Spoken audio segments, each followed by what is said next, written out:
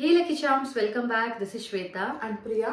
So ನಿಮಗೆಲ್ಲ ಗೊತ್ತಿರೋ ಹಾಗೆ from past few days social ಮೀಡಿಯಾದಲ್ಲಿ ಸಾಕಷ್ಟು ಸುದ್ದಿಲಿರುವಂತ ಒಂದು ಸೆನ್ಸಿಟಿವ್ ಟಾಪಿಕ್ ಬಗ್ಗೆ ಮಾತಾಡೋಣ ಅಂತ ನಾವು ನಿಮ್ಮ ಮುಂದೆ ಬಂದಿದ್ದೀವಿ. ಅಂಡ್ ಈ ವಿಡಿಯೋದಲ್ಲಿ ನಾವೇನೇ ಮಾತಾಡಿದ್ರು it is completely based on the evidences or articles and documents. ನಾವು ಆ ವಿಡಿಯೋದಲ್ಲಿ ಏನು ನೋಡಿದ್ದೀವಿ ಅದನ್ನೆಲ್ಲ ನಾವು ಕಲೆಕ್ಟ್ ಮಾಡಿಕೊಂಡು ಬಿಕಾಸ್ ನಾವು ಆ ವಿಡಿಯೋಸ್ನ ಫಾಲೋ ಮಾಡ್ತಾನೆ ಬಂದಿದ್ದೀವಿ. ಸೊ ಅದನ್ನೆಲ್ಲ ನೋಡಿದಾಗ ನಮಗೂ ಕೆಲವೊಂದು ಪ್ರಶ್ನೆಗಳೆಲ್ಲ ಕ್ರಿಯೇಟ್ ಆಗಿದೆ ಅಂಡ್ ನಮ್ಮ ಒಪಿನಿಯನ್ಸ್ ಏನು ಅನ್ನೋದನ್ನ ಈ ವಿಡಿಯೋದಲ್ಲಿ ಶೇರ್ ಮಾಡ್ತಾ ಹೋಗ್ತೀವಿ. ಸೊ ನಿಮ್ಗೆಲ್ಲ ಗೊತ್ತಿರೋ ಹಾಗೆ ಸೌಜನ್ಯ ಆ ಹೆಸರು ಕೇಳಿದ್ರೇನೆ ಏನಾಗಿದೆ, ಆ ಹುಡುಗಿಗೆ ಎಷ್ಟು ಅನ್ಯಾಯ ಆಗಿದೆ ಅನ್ನೋದು ಪ್ರತಿಯೊಬ್ಬರಿಗೂ ತಿಳಿದಿದೆ. ಅಂಡ್ ಸಾಕಷ್ಟು ಜನ ಈ ಕೇಸ್ನ ಫಾಲೋ ಮಾಡ್ತಾನೆ ಇದ್ದೀರಾ. ಈ ಕೇಸ್ ಸುತ್ತ ತುಂಬಾನೇ ಒಪಿನಿಯನ್ಸ್ ಕ್ರಿಯೇಟ್ ಆಗಿದೆ. ಆದರೆ ನೋವಿನ ವಿಷಯ ಏನಂತಂದ್ರೆ ಆ ಹುಡುಗಿಗೆ ಅನ್ಯಾಯ ಆಗಿ ವರ್ಷಗಳು ಕಳೆದ್ರೂ ಇನ್ನೂ ಆ ಹುಡುಗಿಗೆ ನ್ಯಾಯ ಸಿಗ್ತಾ ಇಲ್ಲ. ಬಟ್ ಸೌಜನ್ಯಾಗೆ ಏನಾಗಿತ್ತು ಅಂಡ್ ಆಕೆಯ ಡೆಡ್ ಬಾಡಿ ಯಾವ ಕಂಡೀಷನ್ ಅಲ್ಲಿ ಇತ್ತು ಅನ್ನೋದನ್ನ ಈಗಾಗಲೇ ಎಲ್ಲರೂ ಕೂಡ ನೋಡಿದ್ದೀರಾ. ಬಟ್ ಹೆಣ್ಮಕ್ಳಾಗಿ ಆ ಇನ್ಸಿಡೆಂಟ್ ಆದಾಗ what she has gone through ಅನ್ನೋದನ್ನ ಇಮ್ಯಾಜಿನ್ ಕೂಡ ಮಾಡ್ಕೊಳ್ಳೋದಕ್ಕೆ ಅಸಾಧ್ಯ ಆಗುತ್ತೆ. ಯಾಕಂದ್ರೆ ಆಕೆ ಮೇಲೆ ಒಬ್ಬ ವ್ಯಕ್ತಿ ಅತ್ಯಾಚಾರ ಮಾಡಿದ್ದ ಅಥವಾ ಒಂದು ಗ್ಯಾಂಗ್ ಮಾಡಿದ್ದ ಅನ್ನೋದು ಯಾರಿಗೂ ಗೊತ್ತಿಲ್ಲ. ಆದ್ರೆ ಅವಳ ಡೆಡ್ ಬಾಡಿ ಮೇಲಿದ್ದಂತ ಗಾಯದ ಗುರುತುಗಳು, ಕಚ್ಚಿರೋ ಅಂತ ಮಾರ್ಕ್ಸ್, ಹಾಗೆ ಅವಳ ರಿಬ್ಸ್ ಮುರಿದೋಗಿತ್ತು. ಜಸ್ಟ್ ಬಿಕಾಸ್ ಎವಿಡೆನ್ಸ್ ಆಗಿ ಸ್ಪರ್ಮ್ ಸ್ಯಾಂಪಲ್ ಸಿಗಬಾರ್ದು ಅನ್ನೋದಕ್ಕೋಸ್ಕರ ಅವಳ ಪ್ರೈವೇಟ್ ಪಾರ್ಟ್ ನಲ್ಲಿ ಸುಮಾರು 6 ಇಂಚಷ್ಟು ಮಣ್ಣು ತುಂಬಿಸಿದ್ರು. ಇದನ್ನೆಲ್ಲ ನಾವು ನೋಡಿದಾಗ ಆಕೆ ಎಂತ ನೋವು ಅನುಭವಿಸಿರಬಹುದು ಅನ್ನೋದನ್ನ ನಾವು ಕಲ್ಪನೆ ಮಾಡ್ಕೊಬಹುದು. ಬಟ್ ಸೌಜನ್ಯ ಆ ಸಿಚುವೇಶನ್ ಅಲ್ಲಿ ಸಿಕ್ಕಾಕೊಂಡಾಗ ಎಷ್ಟು ಹೆಲ್ಪ್ಲೆಸ್ ಆಗಿರ್ಬೋದು ಅಂಡ್ ಆಕೆಯ ತಂದೆ ತಾಯಿಗೆ ತಾನ್ ಹೆತ್ತ ಮಗಳನ್ನ ಆ ಸಿಚುವೇಶನ್ ಅಲ್ಲಿ ಅಥವಾ ಆ ಪರಿಸ್ಥಿತಿಲಿ ನೋಡುವಾಗ ಎಷ್ಟು ಸಂಕಟ ಆಗಿರ್ಬೋದು. ಇದನ್ನೆಲ್ಲ ನೆನ್ಸ್ಕೊಂಡಾಗ ನಮಗೂ ಕೂಡ ತುಂಬಾನೇ ಬೇಜಾರಾಗುತ್ತೆ.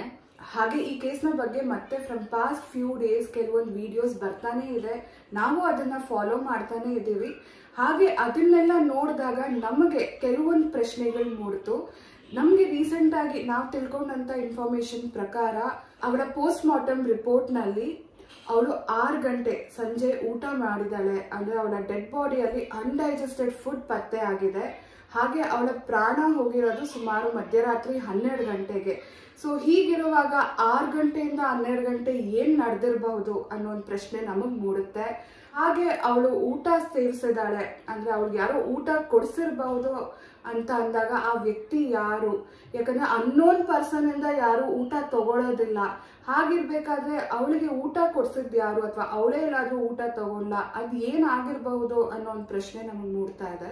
ಬಿಕಾಸ್ ಡೇ ಬೈ ಡೇ ಈ ಕೇಸ್ ಇನ್ನೂ ಮಿಸ್ಟ್ರಿ ಆಗ್ತಾನೆ ಹೋಗ್ತಾ ಇದೆ ಅಂಡ್ ಹಲವಾರು ವಿಡಿಯೋಸ್ಗಳು ಬರ್ತಾನೆ ಇದೆ. ಬಿಕಾಸ್ ಪ್ರತಿಯೊಂದು ವಿಡಿಯೋದಲ್ಲಿ ಏನೋ ಒಂದು ಎವಿಡೆನ್ಸಸ್ ತೋರಿಸ್ತಾರೆ. ಬಟ್ ಇದನ್ನೆಲ್ಲ ನೋಡುವಾಗ ಯಾವ್ದು ಸತ್ಯ ಯಾವ್ದು ಸುಳ್ಳು ಅನ್ನೋ ಕ್ಲಾರಿಟಿ ಮಾತ್ರ ಸಿಗ್ತಾ ಇಲ್ಲ.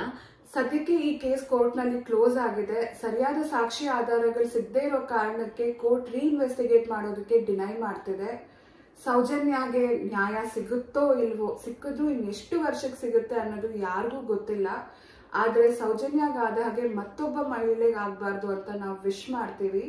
ಯಾಕಂದ್ರೆ ಕೆಲವು ಕೇಸುಗಳಿಗೆ ನ್ಯಾಯ ಸಿಗೋದಿಲ್ಲ, ಇನ್ನು ಕೆಲವು ಕೇಸುಗಳು ಹಾಗೆ ಮುಚ್ಚೋಗುತ್ತೆ, ಮತ್ತು ಕೆಲವು ಕೇಸುಗಳನ್ನ ಲೆಕ್ಕಕ್ಕೆ ತಗೊಳ್ಳೋದಿಲ್ಲ.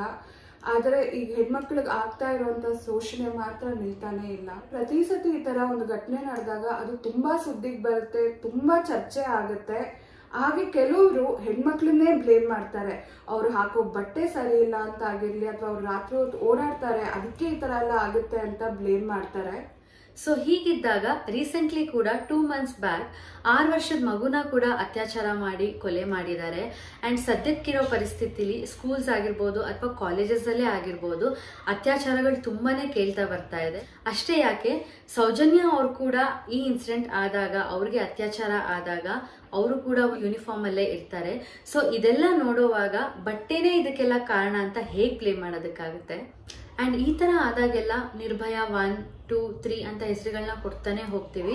ಬಟ್ ಇದಂತೂ ನಿಲ್ತಾ ಇಲ್ಲ. ಸೊ ಅದಕ್ಕೋಸ್ಕರ ಹೆಣ್ಮಕ್ಳಾಗ್ಲಿ ಗಂಡ್ ಮಕ್ಳಾಗ್ಲಿ ಪ್ರತಿಯೊಬ್ರು ಏನ್ ಮಾಡ್ಬೇಕು ಅನ್ನೋದನ್ನ ಅರ್ಥ ಮಾಡ್ಕೋಬೇಕಾಗುತ್ತೆ. ಸೊ ಫಸ್ಟ್ ಆಫ್ ಆಲ್ ನಾವು ಮಕ್ಕಳಿಗೆ, ಎಸ್ಪೆಷಲಿ ಗಂಡ್ ಮಕ್ಳಿಗೆ ಚಿಕ್ಕ ವಯಸ್ಸಿಂದಾನೇ ಒಂದು ಹುಡುಗಿಗೆ ಅಥವಾ ಹೆಣ್ಣಿಗೆ ಹೇಗ್ ರೆಸ್ಪೆಕ್ಟ್ ಕೊಡ್ಬೇಕು ಅಂಡ್ ಅವಳ ವ್ಯಾಲ್ಯೂಸ್ ಏನು ಅಂತ ಅರ್ಥ ಮಾಡಿಸ್ಬೇಕು. ಹಾಗೇನೆ ಅವಳ ನೋಡೋ ದೃಷ್ಟಿ ಹೇಗಿರ್ಬೇಕು ಅನ್ನೋದನ್ನ ತುಂಬಾ ಮುಖ್ಯವಾಗಿ ತಿಳಿಸ್ಬೇಕು. ಅಂಡ್ ಚಿಕ್ಕ ವಯಸ್ಸಿಂದಾನೆ ಎಲ್ಲಾ ಮಕ್ಕಳಿಗೂ ಗುಡ್ ಟಚಸ್ ಆಗಲಿ ಅಥವಾ ಬ್ಯಾಡ್ ಟಚಸ್ ಆಗಲಿ ಪ್ರಾಪರ್ ನಾಲೆಡ್ಜ್ ನ ಪ್ರತಿಯೊಂದು ಪೇರೆಂಟ್ಸ್ ಕೂಡ ಕೊಡ್ಲೇಬೇಕಾಗತ್ತೆ. ಅಂಡ್ ಎವ್ರಿ ಗರ್ಲ್ ಅವಳಿಗಾಗೋ ಬ್ಯಾಡ್ ಟಚ್ ನ ಫೀಲ್ ಆದ ತಕ್ಷಣ she should be brave enough to stop that. ಹಾಗೇನೆ ಯಂಗರ್ ಜನರೇಷನ್ ಎಸ್ಪೆಷಲಿ ಟೀನ್ಸ್, ನೀವು ಮೆಂಟಲಿ ತುಂಬಾ ಸ್ಟ್ರಾಂಗ್ ಆಗಿರ್ಬೇಕು, ಸೆಲ್ಫ್ ಡಿಫೆನ್ಸ್ ನ ತಿಳ್ಕೊಂಡಿರ್ಬೇಕು. ಯಾಕಂದ್ರೆ ಅಂತ ಸಿಚುವೇಶನ್ ಬಂದಾಗ ಇನ್ನೊಬ್ಬರ ಮೇಲೆ ಡಿಪೆಂಡ್ ಆಗದೆ, ಭಯ ಪಡದೆ ನಮ್ಮನ್ನ ನಾವು ಹೇಗ್ ಸೆಲ್ಫ್ ಡಿಫೆನ್ಸ್ ಮಾಡ್ಕೊಬಹುದು ಅನ್ನೋದನ್ನ ಕಲ್ತ್ಕೊಳ್ಬೇಕು. ಅಂಡ್ ಈಗಿನ ಕಾಲದಲ್ಲಿ ಫಿಸಿಕಲಿ ಮಾತ್ರ ಅಲ್ಲ, ಮೆಂಟಲಿನೂ ಅತ್ಯಾಚಾರಗಳಾಗ್ತಿದೆ. So choose your circle wisely and don't trust anyone. And girls specially ನೀವು ಚೂಸ್ ಮಾಡ್ತಾ ಇರೋ ಸರ್ಕಲ್ ಹೇಗಿದೆ ಅನ್ನೋದನ್ನ ತಿಳ್ಕೊಳ್ಳಿ. ಫ್ರೆಂಡ್ಸೇ ಆಗಿರ್ಲಿ, ಬಾಯ್ ಫ್ರೆಂಡ್ಸೇ ಆಗಿರ್ಲಿ, ಡೋಂಟ್ ಟ್ರಸ್ಟ್ ದೆಮ್ ಈಸಿಲಿ.